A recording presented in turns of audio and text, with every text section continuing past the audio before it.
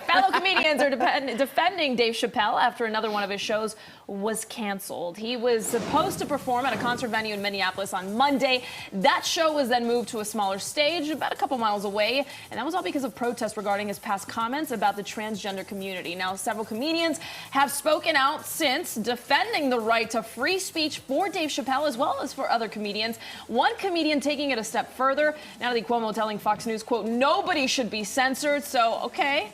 That's a bold statement these days. Jen, how do you feel about that? I totally agree. I think it's lame that they actually moved his show 3 miles down the street to a smaller venue. I mean, it really makes no sense to me. I'm tired of comedians having their hands held right now. If they want to say something, allow them to have their free speech. I know how a lot of people are upset with Netflix for, supporting him for this, but this is his job. This is his art. It's like being mad at the weather person for giving you a hot weather forecast, all right? Just let us tell the story. Yeah, tell us how you really feel about that, Mike. Yeah, right?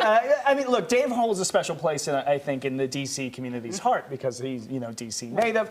You're never going to always agree with what comedians say. I mean, they're supposed to ride that edge. And yeah, I don't agree with everything Dave said. But yeah, I agree that he does have the right to free speech. He should be able to make the jokes he wants to make. If you don't like it, you don't buy tickets to his show. I do agree that, if we're going to go free speech that way, we got to go free speech the other way too. And those folks that want to protest, they have the right to protest right outside, line them up out front, keep everybody safe and apart from each other. But they have the right to be out there protesting if he's going to do a show in their town, is how I feel. Absolutely. But then you've got small businesses and small theaters like this who feel the pressure and say, we can't take the hit. Right. Because if these people shut us down, Dave Chappelle's going to be fine. The theater may not. Yeah, I'm just surprised they canceled him so last minute. Like, why? What changed? Yeah. They knew what he was about. They knew what he was going to be talking about. This last minute change was absolutely way too far. I think cancel culture in general has gone too far. What are we doing, folks? This is a comedian.